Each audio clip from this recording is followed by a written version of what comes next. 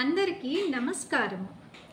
ఈరోజు మనము భగవద్గీతలోని అర్జున విషాదము అన్న ఫస్ట్ చాప్టర్లో ఉన్న 1.8, 9, 10లో దుర్యోధనుడు తనని ఎలా తన గురించి ప్రగల్భాలు పలికాడు అన్న విషయాన్ని కూలంకషంగా మనం ఈ వీడియోలో మాట్లాడుకుందాం. సో దీని బ్యాక్గ్రౌండ్ చూసుకుంటే మనం ఇంతకు ముందు మిగతా వీడియోస్లో మాట్లాడుకున్నది జస్ట్ హై లెవెల్లో మీకు చెప్తాను.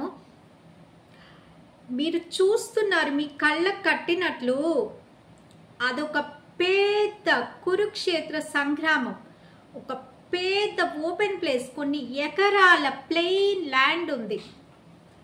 మీరు అది చూస్తున్నారు, మీరు దాన్నే చూస్తున్నారు. ఒక ప్లెయిన్ ల్యాండ్లో ఒకవైపు పాండవులు, వాళ్లకున్న అతిరథ మహారథులు, రథాలు, గుర్రాలు, ఏనుగులు, లక్షల కొద్ది సైన్యంతో ఒకవైపు నిల్చొని ఉన్నారు.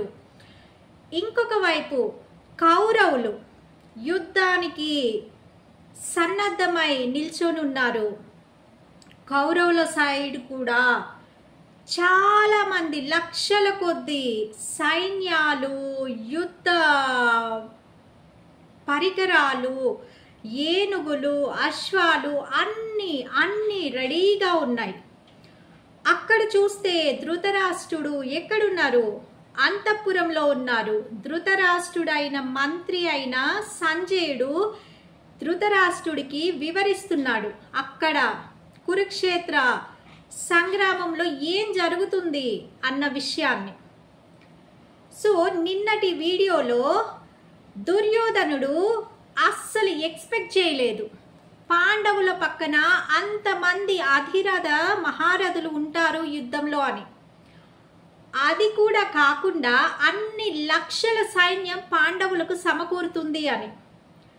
ఒక్కసారి ఆ కురుక్షేత్ర సంగ్రామంలో ఇదంతా అంతమంది సైనికులు, అతిరథ మహారథులు, వీళ్ళందరినీ చూసి ఒక్కసారిగా షాక్ తిన్న దుర్యోధనుడు వాళ్ళ గురువు గారైన, యుద్ధానికి మొత్తానికి సారథి నడిపించే వాళ్ళైన ద్రోణాచార్యుల దగ్గరికి వెళ్ళి ఆయనతో మాట్లాడుతున్నాడు. సో ఆ మాట్లాడేది నిన్నటి వీడియోలో చూసాం. దానికి ఎక్స్టెన్షన్గా దుర్యోధనుడు వాళ్ళ వైపు ఉన్న అతిరథ మహారథులను కూడా పొగిడి యుద్ధానికి సన్నద్ధం చేసి ఈ పాండవులను ఎట్లాగైనా తుదముట్టించాలి అన్న కాంక్షతో, వాళ్ళని ఉత్తేజపరిచే ఉద్దేశంతో ప్రగల్భాలు పలకటం అనేదే ఈ చాప్టర్లో 1.8, 9, 10 పూర్తిగా చర్చిద్దాం. ఓకే, సో నిన్న ద్రోణాచార్యుల దగ్గరికి వెళ్ళి ఆయనతో మాట్లాడారు. మాట్లాడి ఇంకా ఏమి చెప్తున్నారు? వాళ్ళ వైపే కాదు అతిరథ మహారథులుంది, మన వైపు, మన కురు వంశం కౌరవుల వైపు కూడా అతిరథ మహారథులున్నారు. ఆ పాండవులను తుడిచిపెట్టడానికి అతిరథ మహారథులు మన వైపు కూడా ఉన్నారు. వాళ్ళల్లో ఎవరెవరు? మీరును అంటే ఎవరు? ద్రోణాచార్యులు వారు, మరియు భీష్ముడు, కర్ణుడు, కృపాచార్యుడు, అశ్వత్థామ, వికర్ణుడు మరియు భూరిశ్రవుడు. సో వీరందరూ నా వైపే ఉన్నారు. వీళ్ళకి అసలు అపజయం అన్నదే లేదు. వీళ్ళందరూ యుద్ధంలో ప్రతిసారి విజయం సాధించిన వాళ్ళే. చూసారా, వాళ్ళ వైపు ఉన్నారు, కానీ మన వైపు వాళ్ళకంటే ఎక్కువగా విజయాలు సాధించిన అతిరథ మహారథులు మన వైపు ఉన్నారు. వాళ్ళల్లో కొంతమంది ఎలా విజయాలు సాధించారు, ఎంత గొప్ప వాళ్ళు, వాళ్ళకు అసలు ఓటమే లేదు. భీష్ముడు, కర్ణుడు, కృపాచార్యుడు, వికర్ణుడు, భూరిశ్రవుడు, వీళ్ళందరి పేర్లను పెట్టి వాళ్ళని బాగా పొగడ్తలతో ముంచేశారు. ఎందుకంటే వాళ్ళని ఉత్తేజపరచాలి. అప్పుడే దుర్యోధనుడు పాండవుల మీద ఎంతగానో విజయం సాధించాలి, వాళ్ళని తుదముట్టించాలి అన్న ప్రగాఢ విశ్వాసంతో ఆయన ఈ సేనలు కూడా ముందుకు నడపాలి ఆ ఉద్దేశంతోనే అన్న దానితోనే ఇలాంటి పలుకులన్నీ ఈ చాప్టర్లో పలికాడు. దీని తర్వాత 1.9లో ఆయన ఏం మాట్లాడాడు అంటే అని వివరించబడిందంటే, వీళ్ళే కాదు, కర్ణుడు, భీష్ముడు, కృపాచార్యుడు వీళ్ళే కాదు, ఇంకా చాలామంది వీరయోధులు నా కోసం ప్రాణాలు అర్పించడానికి సిద్ధంగా ఉన్నారు ఈ యుద్ధంలో. అంటే దుర్యోధనుడి కోసం వీళ్ళు మాత్రమే కాదు, అంటే దుర్యోధనుడు, కర్ణుడు వీళ్ళే కాదు, ఇంకా చాలా మంది యోధులు ఉన్నారు యుద్ధంలో నా కోసం. దుర్యోధనుడైన నా కోసం యుద్ధం చేసి ఆ పాండవులని తుదముట్టించటానికి, వాళ్ళ ప్రాణాలు కూడా అర్పించటానికి చాలా మంది వీరయోధులు సిద్ధంగా ఉన్నారు. వీళ్ళందరూ కూడా యుద్ధ విద్యలో ప్రావీణ్యం కలవారు, అనేక రకములైన ఆయుధాల్ని సిద్ధంగా చేసుకొని ఉన్నవారు. చూసారా ఎంత బలవంతుడంటే దుర్యోధనుడు బలమంతా ఆయన చుట్టూ ఉన్న సేనలు మరియు ఆయనని సపోర్ట్ చేసే గణం మీదనే ఎక్కువగా ఆయన దృష్టి సేకరించారు. అదే కదా మరి ఆయన ఓన్ బలం గురించి ఆయన చెప్పట్లే. ఆయన ఏంటి, చుట్టూ ఉన్న ఎవరు, ఆ చుట్టూ ఉన్న సేనలు ప్లస్ వాళ్ళ ఆచార్యులు వీళ్ళందరి గురించి పొగడ్తలతో ముంచేస్తున్నారు. అప్పుడు కదా వాళ్ళు ఆ యుద్ధ రంగంలో, కురుక్షేత్ర యుద్ధ రంగంలో బీభత్సంగా చూడండి, మీకు కనిపిస్తుంది ఆ యుద్ధ రంగం. ఆ సేనలు ఆ ఉక్రోషంతో ఇక ఎట్లా అయినా సరే పాండవులని తుదముట్టించాలి అన్న ప్రగాఢ విశ్వాసంతో బీభత్సంగా యుద్ధం చేయాలి, ఎట్లయినా మనమే విజయం సాధించాలి అన్న ప్రగాఢ విశ్వాసంతో దుర్యోధనుడు ఆయన చుట్టూ ఉన్న సేనలను మరియు ఆయన గురువులను ఎంతగానో పొగడ్తలతో ముంచేస్తూ మరియు ప్రగల్భాలు పలుకుతున్నాడు. ఇంకా యుద్ధం స్టార్ట్ అవ్వాల, ఇదంతా ఆ కురుక్షేత్ర సంగ్రామంలో స్టార్ట్ అయ్యే జస్ట్ ముందు అన్నమాట. సో అంతేకాదు, అతను ఆయనకున్న సైన్యం గురించి కూడా చెప్తున్నాడు. ఆయనకున్న సైన్యం ఎలాంటిది, నాకున్న సైన్యం అపరిమితమైనది కదా. ఆయన హస్తినాపురానికి మహారాజు, ఆయన ఆల్రెడీ మహారాజు కాబట్టి ఆయనకు అపరిమిత సైన్యం ఉంటుంది. అంతేకాదు, ఎవరు ఆయనకి సపోర్టర్స్, ఆయన సైడ్ ఎవరుంది, భీష్మ పితామహుడిచే వీళ్ళంతా రక్షించబడుతున్నారు. అంతే కదా, భీష్ముడు ఎంత కాదనుకున్నా ఎంత అవుననుకున్నా దుర్యోధనుడు పక్కనే ఉన్నాడు. ఆయన మనస్సులో పాండవుల మీద కూడా ప్రేమ ఉంది, కానీ ఆయన యొక్క రెస్పాన్సిబిలిటీ, ఆ రాజ్యంలో ఆయనకున్న రెస్పాన్సిబిలిటీని బట్టి ఆయన ఎవరి పక్కన ఉన్నాడు, దుర్యోధనుడి పక్కనే ఉన్నారు. సో దుర్యోధనుడు ఏమంటున్నాడు, మనం భీష్మ పితామహునిచే రక్షింపబడుతున్నాము, కానీ పాండవ సైన్యం భీముడితో ఏర్పాటు చేయబడింది, అది అంతవరకే పరిమితమైంది, కానీ మనం భీష్ముడిచే రక్షించబడుతున్నాము, భీష్ముడు మనకు వెన్నుదన్నుగా ఉన్నాడు, అంటే మనం చాలా గొప్పగా యుద్ధం చేయబోతున్నాము అని ఆయన చాలా విశ్వాసంతో చాలా ప్రగల్భాలు సొంత డప్పాలు కొట్టుకుంటారు చూసారా. నేను ఇది, నేను ఇక్కడ అక్కడ, నాకు ఇంతమంది వస్తారు, నేను పిలిస్తే వాళ్ళు వస్తారు, సీఎం వస్తారు, పిఎం వస్తారు, ఇట్లా డప్పాలు కొట్టుకుంటారు కదా, అలా కొట్టుకుంటూ ఉన్నాడు. అయితే గొప్పలు చెప్పుకునే వాళ్ళు సాధారణంగా మనకు కనిపిస్తూనే ఉంటారు, కానీ అంత్యకాలం సమీపించినప్పుడు అంటే చివరికి నాశనం అయ్యే టైం కనుక దగ్గర పడితే పరిస్థితిని కూడా వాళ్ళు అంచనా వేయలేరు. అలా గొప్పలు చెప్పుకుంటూనే ఉంటారు, గొప్పలు చెప్పుకునే వాళ్ళు. కానీ వాళ్ళకి పోయే కాలం దాపరించింది అనుకోండి, అది ఆ పరిస్థితిని కూడా వాళ్ళకి అంచనా వేయలేరు. ఎందుకంటే వాళ్ళు ఎప్పుడు వాళ్ళ యొక్క గొప్పలు చెప్పుకునే దీంట్లోనే మునిగిపోతారు. అలా ప్రగల్భాలు చెప్పుకుంటూనే ఉంటారనమాట. సో భీష్ముడి చేత రక్షింపబడుతున్న తన సైన్యం, ఆయన ఏమన్నాడు, భీష్మ పితామహునిచే మనందరం రక్షింపబడుతున్నాము అంటే భీష్ముడిచే రక్షింపబడుతున్న తన సైన్యం అపరిమితమైనది. ఆ మాట అన్నప్పుడే దుర్యోధనుడి యొక్క దౌర్భాగ్యం తెలిసిపోతుంది.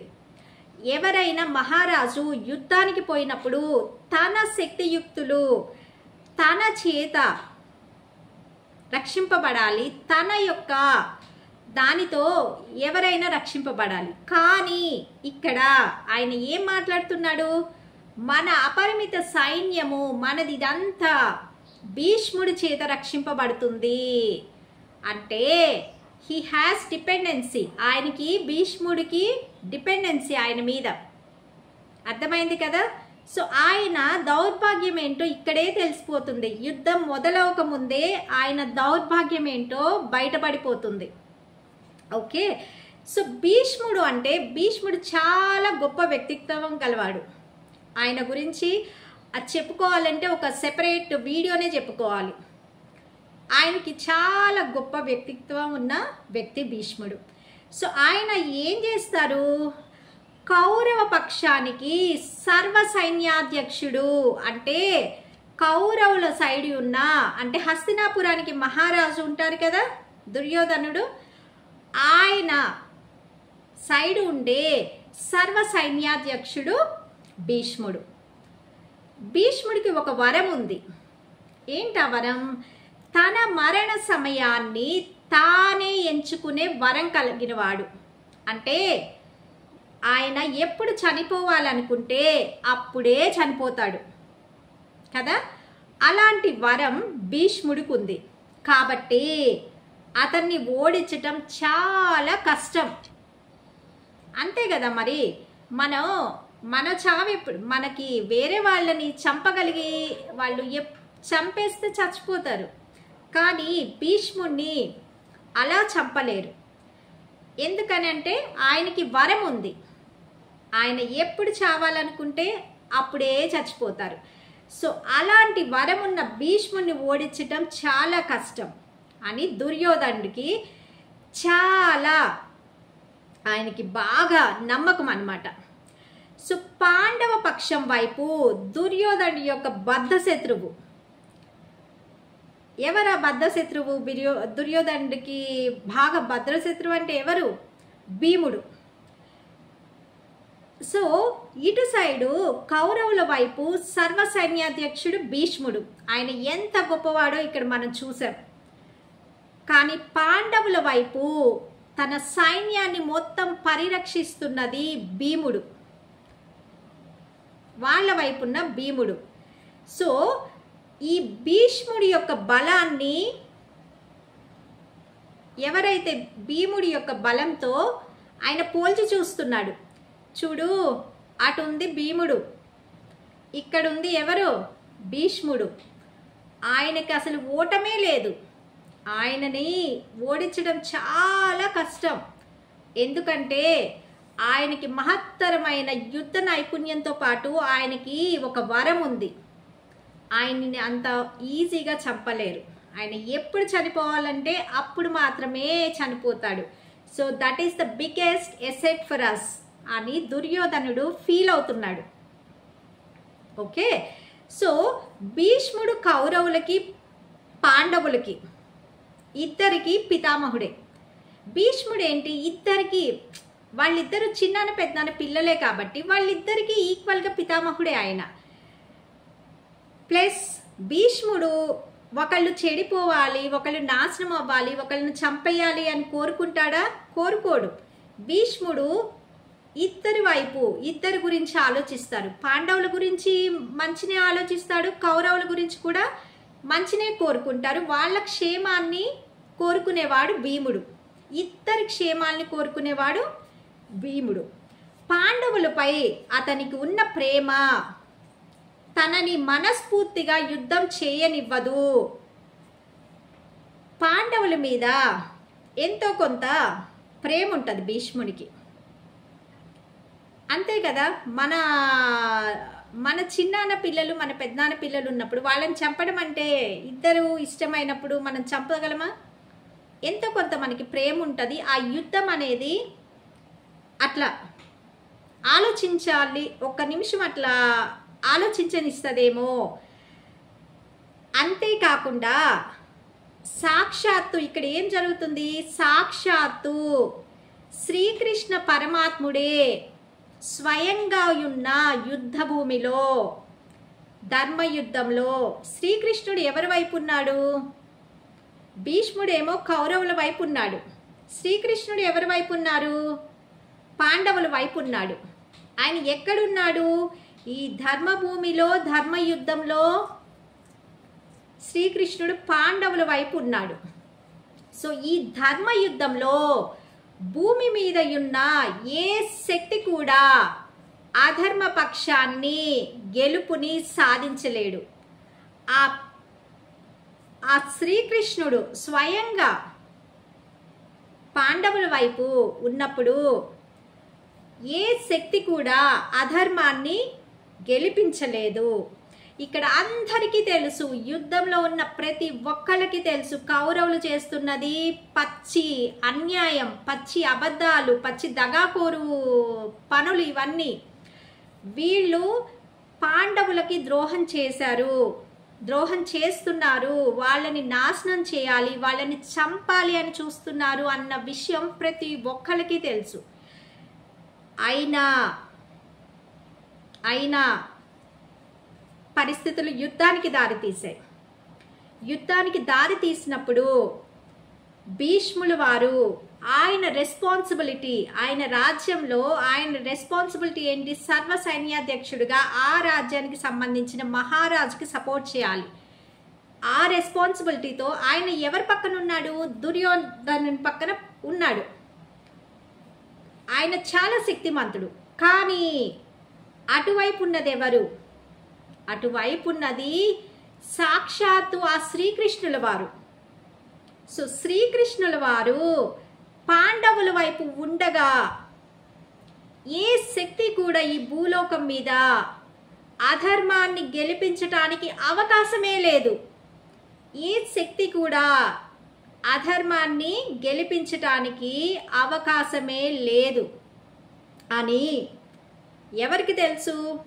భీష్ముడికి తెలుసు. ఆయన చాలా జ్ఞాని, ఆయన అలా ఉంటారు, ఆయనకు అన్నీ తెలుసు. సో ఇదన్నమాట. కానీ హస్తినాపుర వాసులకి మరియు కౌరవుల పట్ల తనకున్న నైతిక నిబద్ధత కారణంగా అయినా సరే, ఇవన్నీ తెలిసినా సరే భీష్ముడు ఎందుకు కౌరవుల పక్కన ఉన్నాడు? ఆయనకి తెలుసు ఈ యుద్ధమే ఒక అన్యాయంగా స్టార్ట్ అయిన యుద్ధం అని.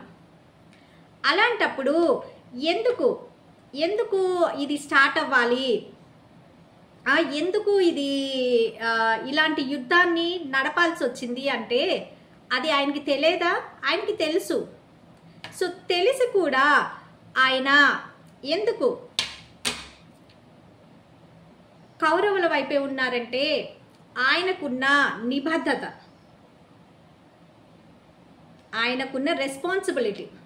ఆ రెస్పాన్సిబిలిటీ కారణంగా ఆయన ఏంటి, కౌరవుల వైపే ఆయన సర్వ సైన్యాధ్యక్షుడిగా యుద్ధంలో నిలబడాల్సి వచ్చింది. కానీ ఆయనకి తెలుసు ఈ భూమండలం మీద ఏ శక్తి కూడా అధర్మాన్ని గెలిపించలేదు. ఎందుకంటే ఆ శ్రీకృష్ణ పరమాత్ముడు స్వయంగా పాండవుల వైపు, ధర్మాన్ని గెలిపించడానికి పాండవుల వైపు ఉన్నాడు అని. సో ఈ నిర్ణయం భీష్ముడి యొక్క నిగూఢ వ్యక్తిత్వాన్ని తెలియజేస్తుంది. ఆయన ఎలా ఏ రెస్పాన్సిబిలిటీతో కౌరవుల పక్కన ఉన్నాడు. భీష్ముడికి తెలుసు ఇది, వీళ్ళు గెలవరు, వీళ్ళకి వినాశనం తప్పదు, వీళ్ళకి నాశనం అయ్యే రోజులు దగ్గర పడ్డాయి అన్నది భీష్ముడికి తెలుసు. తెలిసి కూడా ఆయన ఉన్నాడు, కౌరవుల పక్కనే ఉన్నాడు అంటే ఆయన నిబద్ధత ఏంటో ఇక్కడ తెలిసిపోతుంది, ఆయన వ్యక్తిత్వం ఏంటో ఇక్కడ తెలిసిపోతుంది అన్నమాట. సో ఇది భగవద్గీతలోని ఫస్ట్ చాప్టర్ అర్జున విషాద యోగము అన్న చాప్టర్లో 8, 9, 10లో ఇది చెప్పబడి ఉందన్నమాట. సో ఇక 11కి వెళ్దాం. ఆ 11వ చాప్టర్లో ఏమని చెప్తున్నాడు దుర్యోధనుడు. సో ఇంతమంది గొప్పవాళ్ళు, ఇంతమంది బాగా అతిరథ మహారథులు మన వైపు ఉండగా మీరందరూ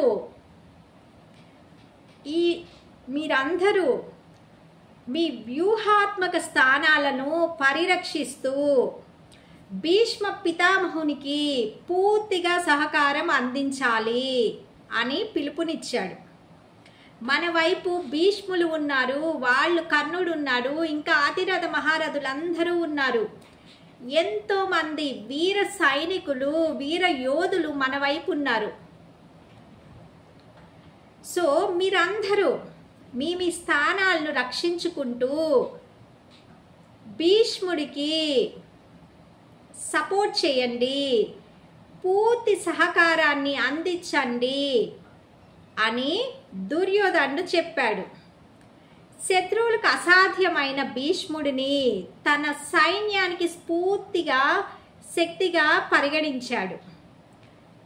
కాబట్టి సేనా వ్యూహంలో తమ కీలక స్థానాల్ని కాపాడుకుంటూనే భీష్ముడిని పరిరక్షించాలని తన సేనా నాయకుల్ని కోరాడు. యుద్ధం చేసేటప్పుడు మీ యుద్ధాల్ని చేస్తూనే భీష్ముడిని సపోర్ట్గా నిలవండి, భీష్ముడిని సపోర్ట్ చేయండి, అతనే మనకు అన్నిట్లో పెద్ద సపోర్టర్, మనకి పితామహుడు, అతనే మనకి పూర్తి గైడెన్స్ని ఇచ్చే వ్యక్తి. కాబట్టి మీరు అతనికి పూర్తిగా మీ సహాయ సహకారాలు అందించండి అని చెప్పాడు. సో అప్పుడు కురువృద్ధుడు అంటే ఎవరు? భీష్ముడు, అందరికన్నా పెద్దవాడు. మహోన్నత మూల పురుషుడైన భీష్మ పితామహుడు సింహంలా గర్జించాడు మరియు తన శంఖాన్ని పెద్ద శబ్దంతో పూరిస్తూ దుర్యోధనుడికి హర్షమును కలగజేశాడు. ఓకే, ఇక ఇదంతా చెప్పేశాడు, సెటప్ చేసేశాడు. ఇదిగో వీళ్ళు మన వైపు ఇట్లున్నారు, అట్లున్నారు, అంత గొప్ప వాళ్ళు ఉన్నారు, మీరందరూ మీ స్థానాల్లో ఉండి పితామహుడిని రక్షించండి అంటే ఆయనకి సపోర్ట్గా నిలవండి అని చెప్పాడు దుర్యోధనుడు. అప్పుడు భీష్ముడు తన మనవడి యొక్క హృదయంలో ఉన్న భయాన్ని అర్థం చేసుకున్నాడు మరియు సహజంగానే అతని మీద ఉన్న వాత్సల్యంతో అతన్ని సంతోషపరచటానికి మనకి తెలియదా మన వాళ్ళు ఎలా ఫీల్ అవుతున్నారు అన్నది తెలిసిపోద్ది. ఇక పెద్దవాళ్ళకైతే ఇంకా బాగా తెలిసిపోద్ది. సో ఆయన దుర్యోధనుడు మనసులో భయం ఉన్నదన్న విషయాన్ని యుద్ధానికి స్టార్ట్ అవ్వక ముందే దుర్యోధనుడికి మనసులో ఒక మూల భయం ఉంది అన్న విషయం భీష్ముడికి తెలుసు, ఆయన గ్రహించాడు. సో సహజంగానే ఆయనకేంటి, కౌరవులన్నా పాండవుల అన్నా సరే భీష్ముడికి చాలా ప్రేమ. సో ఆ ప్రేమతో ఇక యుద్ధం స్టార్ట్ అయ్యేటప్పుడు మనం శంఖాన్ని పూరిస్తాం కదా పెద్దగా. సో అలాంటి శంఖారావాన్ని పెద్ద శబ్దంతో ఇక స్టార్ట్ అవుతుంది యుద్ధం, ఇక సేనలందరూ ముందుకు రావాలి అన్నదానికి ఆ శంఖారావం అన్నది ఇండికేషన్. ఆ శంఖారావాన్ని పెద్దగా పూరించాడు. సాక్షాత్తు శ్రీకృష్ణ పరమాత్మయే అవతలి పక్షంలో ఉండటంతో దుర్యోధనుడి యొక్క విజయం ఏ మాత్రం అవకాశం లేదని తెలిసిన ఆ శ్రీకృష్ణుల వారే, ఆ పరమాత్మ అయిన శ్రీకృష్ణుల వారే పాండవుల పక్కన, ధర్మం పక్కన ఉండగా ఈ యుద్ధంలో దుర్యోధనుడి గెలుపు అనేది అసాధ్యం, అసంభవం అని తెలిసిన తన ధర్మాన్ని, తన యొక్క భీష్ముడి యొక్క తన ధర్మాన్ని నిర్వర్తిస్తాను అని భీష్ముడు తెలియజేస్తున్నాడు.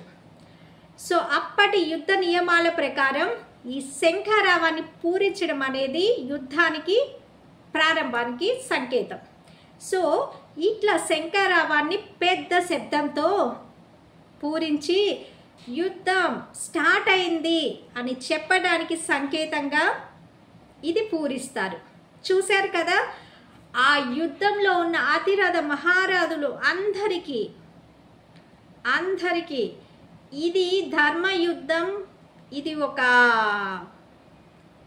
ఇది స్టార్ట్ అవ్వటమే ఒక నాశనానికి, ఒక వినాశనానికే ఈ యుద్ధం స్టార్ట్ అయింది అన్న విషయాన్ని అందరికీ తెలుసు. ఎవరైతే వాళ్ళ ఎక్స్పీరియన్స్తో దాన్ని గ్రహించగలరో వాళ్ళందరికీ తెలుసు.